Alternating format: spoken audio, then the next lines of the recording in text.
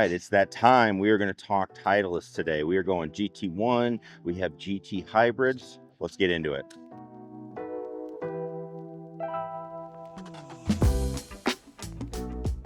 What's going on, everybody? Scott Hogan. We are back here at the Missile Performance Center, and more specifically, we are in the fitting corner. We're going to talk a little bit about the new releases from Titleist because they have a couple that I'm pretty excited about and trying specifically in the hybrid game, because this is something I've kind of shied away from in the past. I'll talk more about why, but it's something I'm actually excited and considering putting in the bag because of some slight changes that I've found when I've tested it. Now, we're going to go through. We have a driver, we have a couple of hybrids, so we will jump all into that. If you have any questions about any of the information, please check the description down below. I will link where you can find out more. And also, if you want to come check these out, as always, getting into a fitting, that's the best way to see what's going to work for you. So I will link. We'd love to have you out here at the Mr. Performance Center. Come check it out, see your ball flight, get fit, do all the good stuff, and know that you are dialed in. So I will link that down below as well. So let's talk about GT1 here. GT1 is going to be the driver for, if you're not familiar, Titleist released all their GT woods last year, the GT2, the 3, the 4.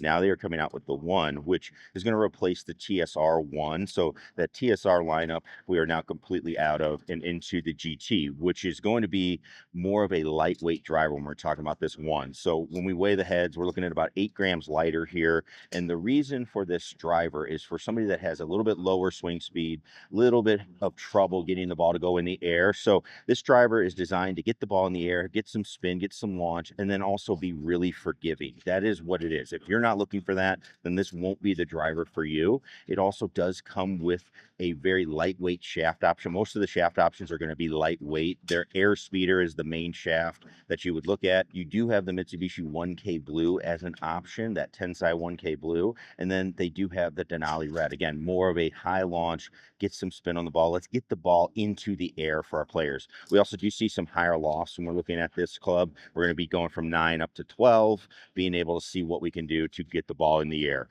One weight on this one, not really meant for adjustability. Again, weight in the back. That weight in the back makes it a little bit more forgiving across the face. You hit it on the toe or the heel, that's going to help you with those strikes. So again, pretty basic driver, very, very specific who we're looking for with this club. Somebody with a little bit lower swing speed, trying to get that golf ball in the air. So we'll go through that one quickly, but the success we've had with all the GT lineup, that is something to definitely check out because this has been a great lineup so far. And so the GT1 would definitely be one you want to try out.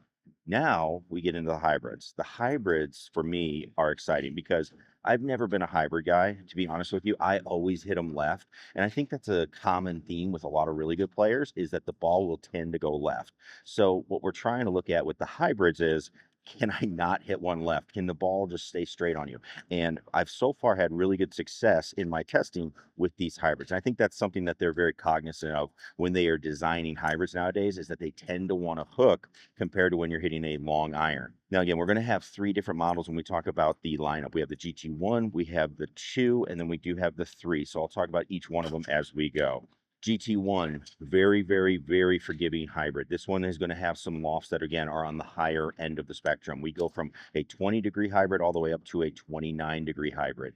This is going to be something that we can look at and say, hey, get the ball in the air. Same thing with the GT1 driver. We're trying to get the ball in the air. What is interesting, though, with the GT1 hybrid is we do have 2 weights on this guy, and these are going to be front and back, so close to the face and then farther away from the face. Default, we have a lighter weight in the front. We have a heavier weight in the back. That, again, is going to help launch the ball, get the ball in the air, and get it spinning.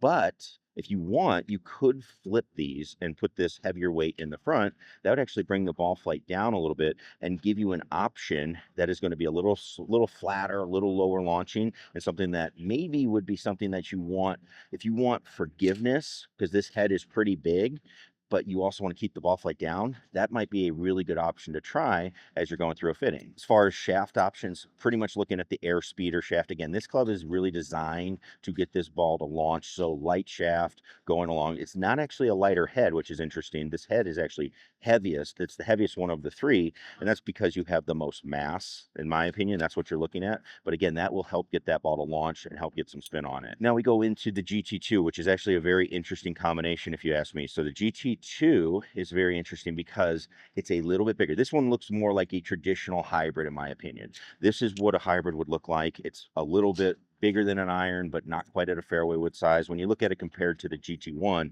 GT1 looks like a small fairway wood, in my opinion. But the GT2 is going to be more of that traditional shape. We have two weights on this guy, one on the toe, one on the heel. So we can start messing with the ball flight directionally. If we want it to stop hooking or fading, you can do that. Right now, traditionally, they have it set up with a lighter weight in the toe. Again, most people do slice the golf ball. Let's see if we can make this golf ball not slice. Let's try to make the toe speed up and get it to square up. But you do have the ability to adjust that if you need to. The thing that's interesting with this head is it is a higher launching head, but it is a lower spinning head than the GT3, which I would not have thought that at first, just based on the sole design of it. This is it's a bigger head, so I would have thought it would have been higher launch, higher spin. It is actually higher launch, and it's actually lower spin than what you're going to get with the GT3. So obviously shaft option is going to play into that, but something that you would look at. Because it is a higher launching club, the lofts are actually slightly different. We do have an 18-degree option in this club going up through the bag. All right, so you can get into an 18-degree option, which you cannot get with the GT. Now, you do have the adjustability, just like with Titleist, with their grid. You can adjust these clubs based on the hosel using what you want to use for their SureFit system. You can do that and make this club pretty much any loft you would really need. So that might not be a big deal, but just something to keep in mind as you're going through it. The shaft options that we have with it, you're looking at, you have 10 size shafts. We do have Project X shafts, and then there is a Denali shaft that is available with this club. So they do give you a little bit of that option. If you need the ball to get up in the air, you need a little bit of a lighter shaft that is available with the GT2. So this is kind of bridging the gap from a very forgiving hybrid to the more workable hybrid that we're going to talk about in a second. So those are going to be your shaft options that you have with it. And then we have the GT3, which is the one that I was pretty excited about going into, although I was really excited about the GT2 as well.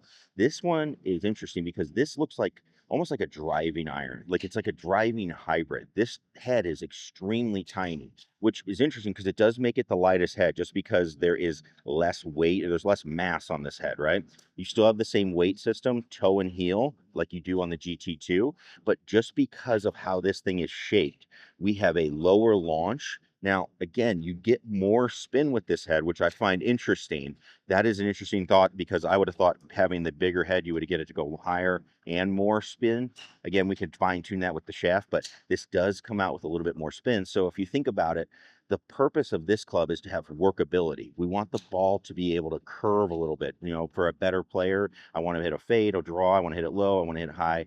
So having more spin is what's going to make that ball curve. So getting some spin on this club is important if that's what you're looking for. If I'm thinking about this from a tour perspective, somebody that wants to launch it low, drive it, but then have the ball go up and then have the ability to stop it on the green, that's actually what you would be able to do with this club. Shaft options for this one, we are going to have the same as the GT2, just no Denali lighter weight option as the stock shaft. So really meant for a better player, maybe a little bit more higher swing speed, but somebody that's really looking to curve the ball as they're going through the bag. That's something that they're trying to do and work the ball into shots. So a little bit more of a shot shaping hybrid.